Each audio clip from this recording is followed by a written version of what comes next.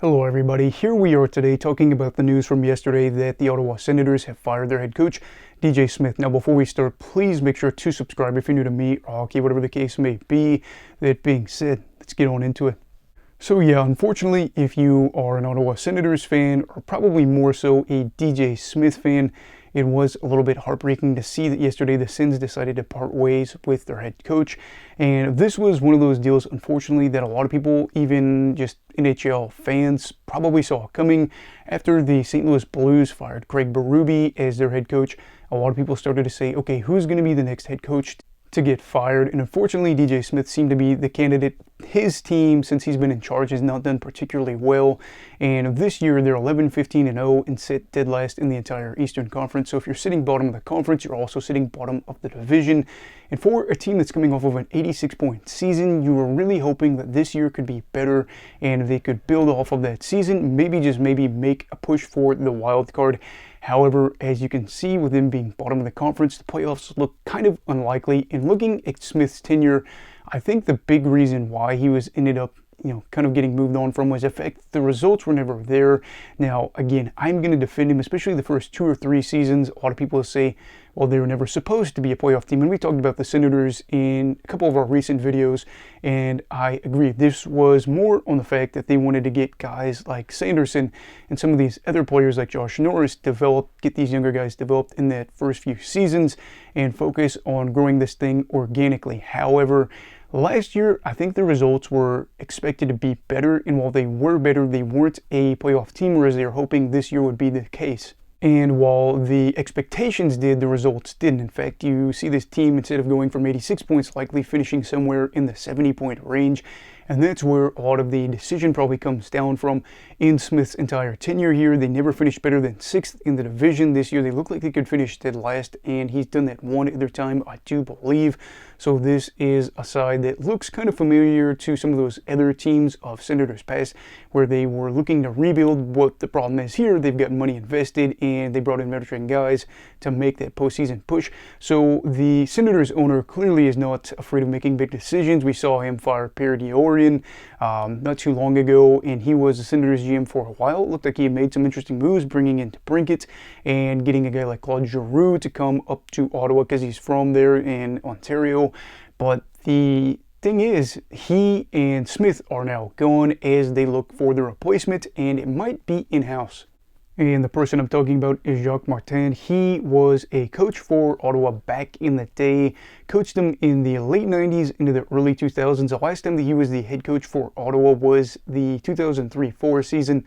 So the last time he was coaching the Senators as their HC, I was 4 years old. I'm about to be 24 years old now. So it's been a minute, and the last time that he coached as a head coach in the NHL was in Montreal, and that was back the 2011-12 season, maybe 12-13. I can't remember off the top of my head, but is somebody that has been able to rack up a lot of wins as a head coach. And during his time in Ottawa, he coached almost a decade there. They made the playoffs like 6 or 7 times in that run. They were able to make the Eastern Conference Final, I think, once in that span. And they were a side that, while they weren't always going deep in the playoffs, was at least getting there. And I think for a lot of Ottawa fans that are a little bit older, can remember those teams and say, well, if we can get him to come in and just bring us back to those days, that would be great. Now, will he? I think that depends on the results, and I think the team and ownership views him more as an interim guy, mainly because he is 71 years old. A lot of people have been talking about his age, so a big age difference between him and a guy like DJ Smith. So we're going to be seeing who or when they'll make this decision on who the next head coach will be. As for Smith, I will say a big thing that could have hurt him was the fact that he had been with the Senators for so long. This was the 5th season of him coaching the team, and I saw on the Athletic an article I was reading that out of all the NHL coaches, it was him. I think 4 other guys had been there either as long as him or longer than him, and everybody else was way more successful. You look at John Cooper, 2-time Stanley Cup champion. You look at Mike Sullivan, 2-time Stanley Cup champion. Jared Bednar, a guy that is a 1-time Stanley Cup champion. Rod Brind'Amour, I think, has either been there, he's been there a little bit longer than him, if I'm not mistaken. His team's been able to go to the Eastern Conference Final twice. They are a regular team in the conversation for being, if not one of the best regular season teams in the NHL, being one of the best in the Eastern Conference. So when you compare him to those other guys, you start to say, well, if they're having success and they've been there a long time, you expect success from Smith, and that's kind of the reality where you'll see coaches in the NHL get multiple opportunities if they are somebody that didn't really get off to a good start with one team. Maybe they can get a second or third chance somewhere else.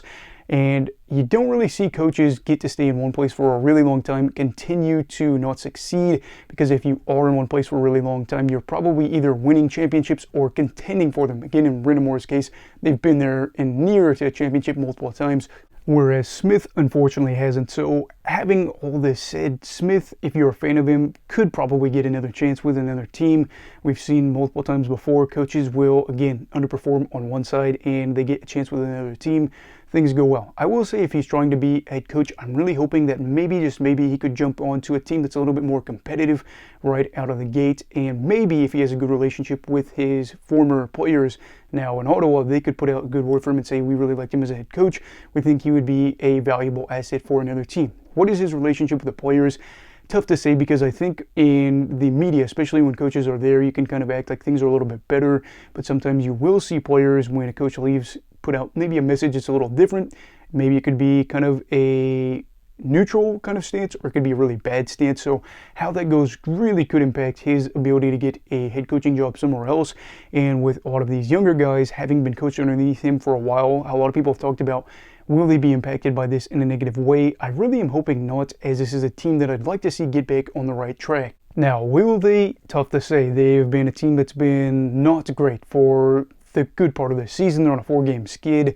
They have 3 wins or 4 wins in their past 10 games. Not ideal there. But the good news is they do own 2 first-round draft picks, I think, in this upcoming draft.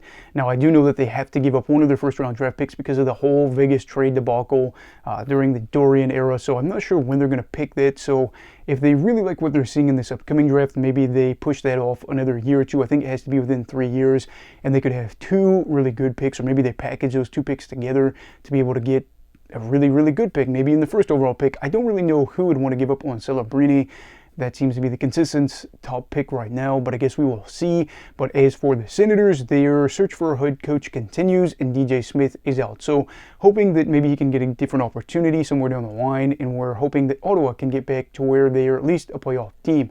So anyway, what are your thoughts on all this? Do you think that the Senators made the right decision? I think a lot of people do think that, and if not, tell me why. Also, please make sure to like this video if you found it informational, and subscribe if you're new.